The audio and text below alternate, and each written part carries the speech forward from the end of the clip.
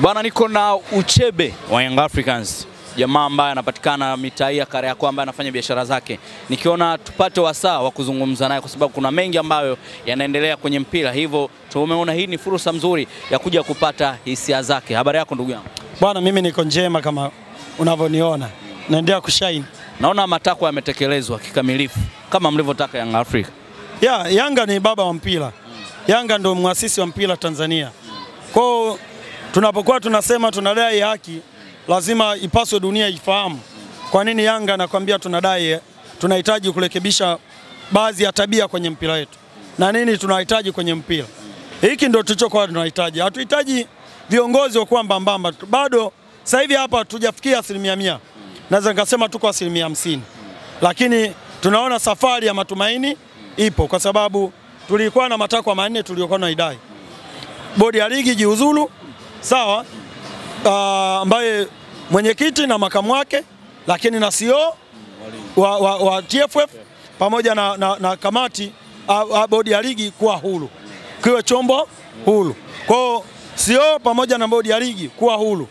Hiyo ndio michakato tunayoendea. Lakini kwenye swala la kwanza la mwenyekiti na makamu na CEO wa bodi ya ligi kujiuzulu, deal done. Kwa sababu hawa ndio moja wa watu ambao ndio wako close na vilabu. Ndio watu ambao wanawasiliana kila kitu na vilabu. Matatizo yetu yote tunawapelekea wao. Sasa inapofika sehemu wanashindwa kufuata misingi, kanuni iliyowekwa kwenye kanuni zetu za vilabu kama bodi ya ligi, tulisema watupishe tu. Inawezekana pia nao umri ukao unachangia kwa kuonekana mpira unakuwa unakosa misingi.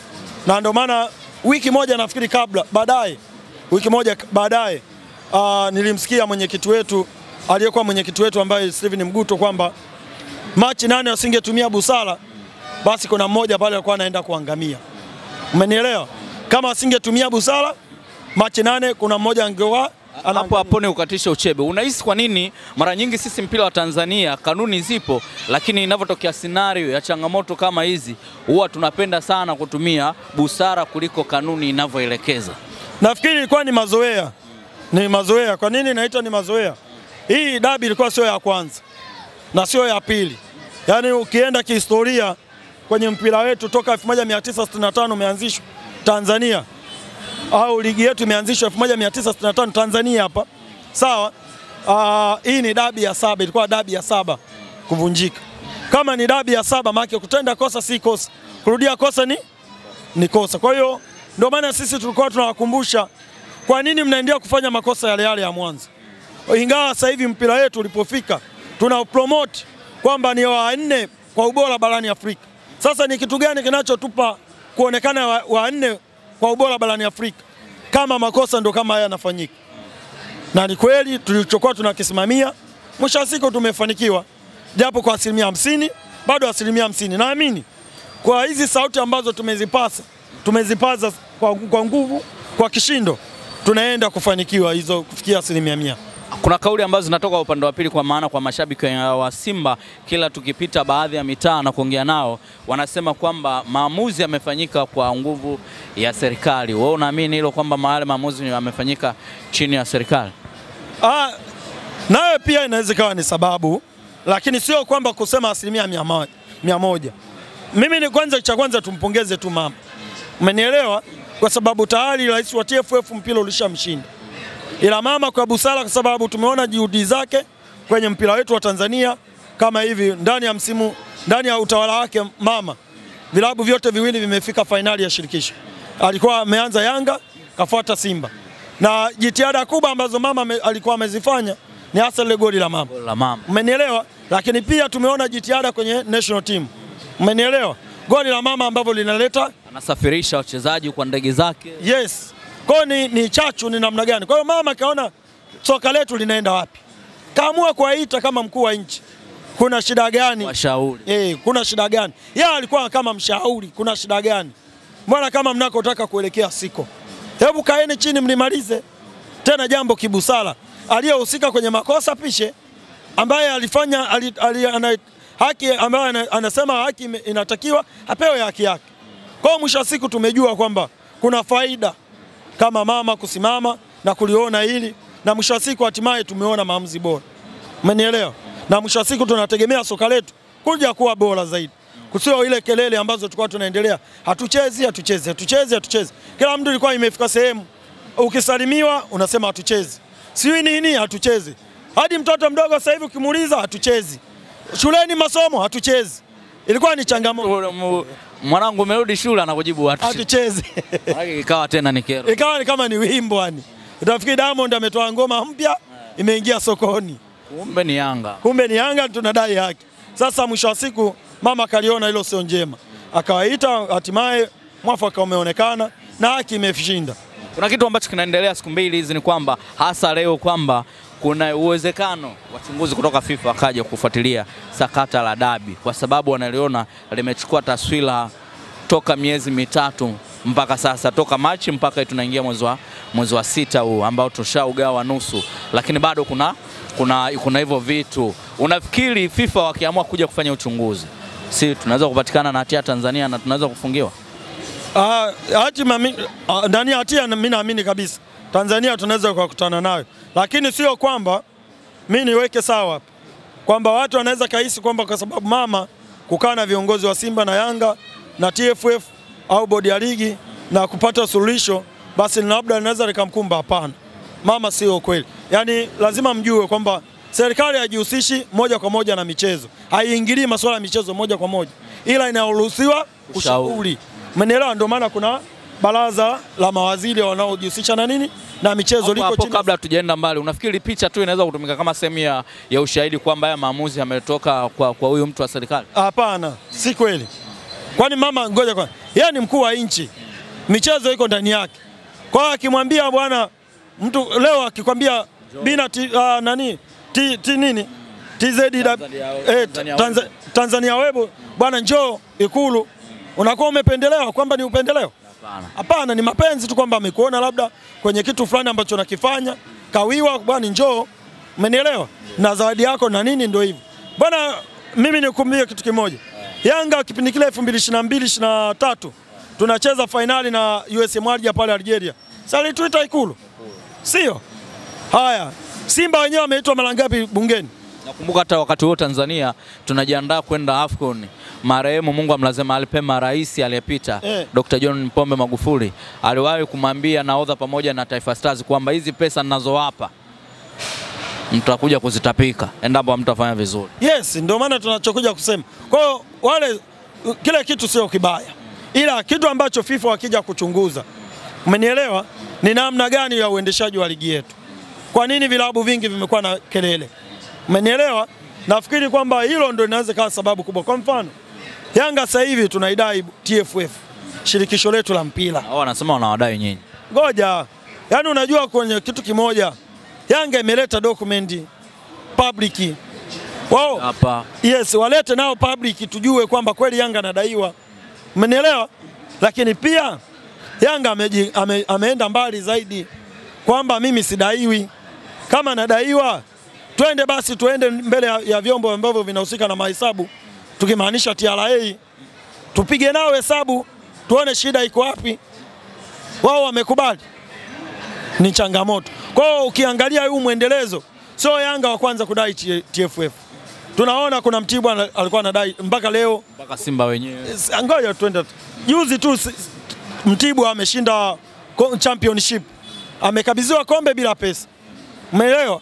Hii championship. Lakini pia kuna kipindi cha nyuma aliwahi shinda hii FA, hakupewa pesa yake, lidai karibu misimu mitatu. Lakini tunakuja kuna Lipuli aliwahi kuwa mshindi wa pili FA, ile pesa yake mpaka leo hajalipwa nyingine. Hapo shirikisho. Na leo Lipuli hayuko, hata championship huko ni changamoto. Umeelewa?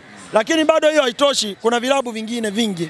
Simba mwenyewe ameshaidai hela kwamba mimi nimekabidhiwa kombe zaidi ya miaka miwili. Yes, nimekabidhiwa kombe bila nini? Bila pesa. Kwa hiyo huu ni muendelezo mbovu. Kwa nini kama wadhamini wanakuepo, wanaweka fedha, kwa nini TFF isitoe pesa kumpa nani? Mshindi bado hapo TFF lungu ambalo anaweza kukutana nalo kutoka FIFA ni la matumizi mabaya ya fedha. Yes. Hiyo ndio inaweza kuwa ni sababu kubwa. Ila kwenye masuala mengine sioni kama kunaweza kuwa na shida sana. Sababu hakuna ushahidi wa moja kwa moja au? Yes, ushahidi wa moja kwa moja haupo. Tusianze kunipepesa. Ila kwenye matumizi mabaya ya fedha, mimi naamini huko ndo mpira wetu unaweza kukumbwa na shida. Ila kwenye swala la kiutawala nafikiri kuna mengine tu ya kibinadamu. Kama masuala ya fedha, hiyo si ni ligi na kwa ifungiwi, ni kiongozi tu ambaye anafungiwa alafu maisha mengine yanaendelea. Yes, ndio maana ninachosema kama Uchebe Yanga, sioni kama taswira ya mpira wetu Tanzania kuja kufungiwa au ligi yetu haiji kutokea. Umenielewa? Kwa mtu anayekutwa na shutuma ya utakasishaji fedha, make yeye ndo atakayehusika. Kwa mfano halisi, kuna Jamali Malinse alifungwa kwa sababu gani? Si masuala ya fedha. Aden Lagi masuala ya nini? Aveva masuala ya fedha. Kwa wao wale viongozi ambao wamehusika moja kwa moja watakao husika moja kwa moja kuhusika na kifungo. Lakini pia wamesema wanakuja kuchunguza na kuweka ulinzi, kufuatilia kwa makini swala la nini la uchaguzi wa TFF. Sio moja vitu ambavyo wameainisha. Kwa hiyo tusubiri, Juni 16 sio mbali. Agosti 16 sio mbali. Tunaelekea kwenye huo uchaguzi wa nini?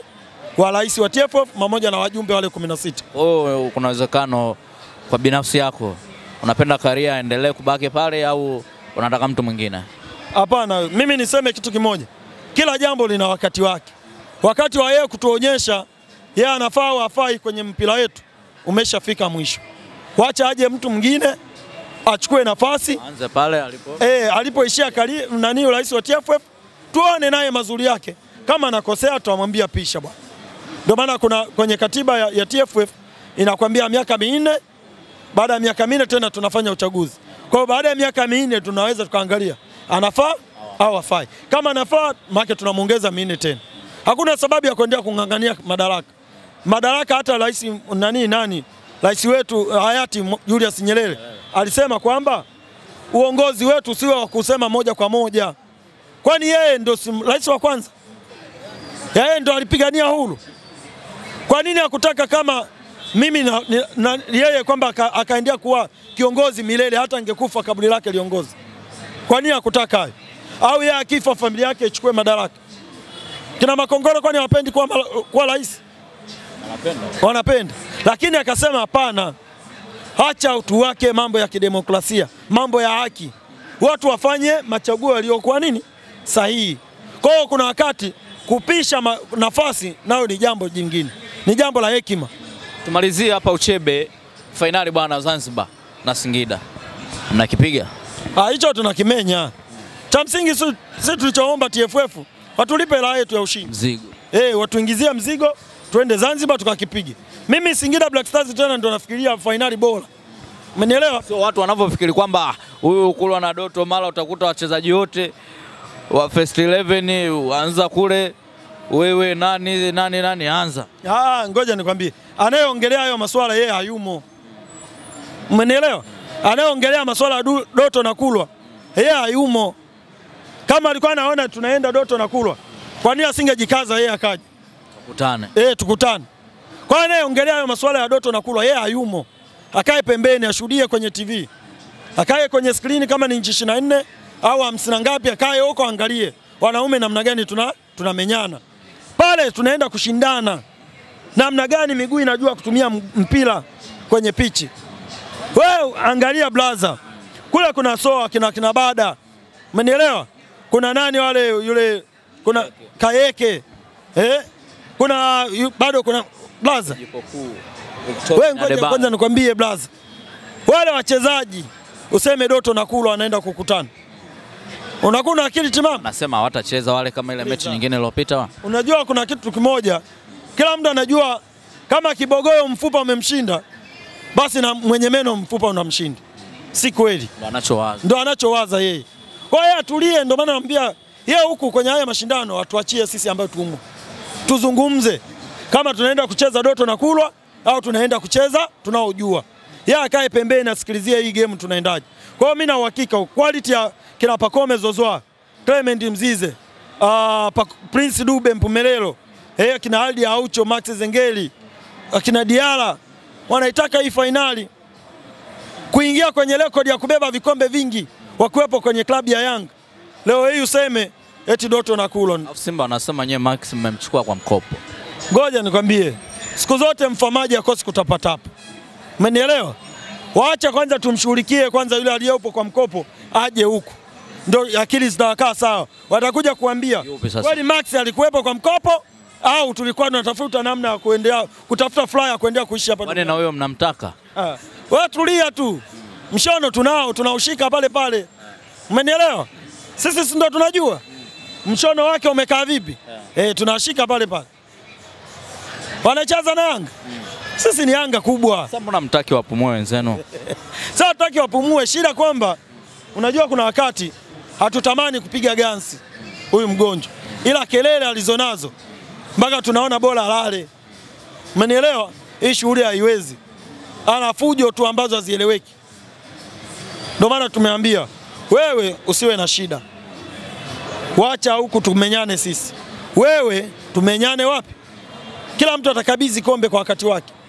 Kuna mwingine atakabidhi tarehe 25, mwingine atakabidhi tarehe 28. Tuone yupi aliyeweza kujitetea dhidi ya Yanga. Ndio tutawaambia kwa msimu huu Yanga tumetetea vitu vingapi katika nchi hii. Umenielewa? Yanga kabla msimu haujaanza tu tumeenda ugenini tumechukua kombe. Tumeenda ugenini. Tumechukua nini? South Africa. Bado tumerudi hapa. Kombe la Muungano. Mabingwa Tanzania bara, mabingwa Tanzania visiwani. Kote nyewe ubingwa tu. Umenielewa? Tumechukua tumeweka. Bado mwanzo wa msimu tunaanza ngao ya jamii. Tukasema kombe hili aliwi tamu bila kukuweka. Tukamweka. Alijitetea. Msimu umeanza. Tukasema kombe hili bado la NBC bila kukuweka tutajisikia furaha. Tumemweka. Nasema tumejifunga. Umenielewa? Ngoja sikiliza. Sio alijifunga. Ngoja kwanza. Mimba ni mimba, hakuna cha kusema imeporomoka. Mama ni mama pia tunasema. Umenielewa? Ukishashika mimba ikaporomoka wewe ni mama. Si umenielewa? Yaani ukabeba mimba ikaporomoka wewe ni mama. Tofauti mwingine mtoto wake anamuona, mwingine alitangulia. Mwingine amuoni. Si umenielewa? Kwa ninavyosema Simba waje tu kwa kujikaza. Tarehe 25 watukabidhi mwali. Umenielewa?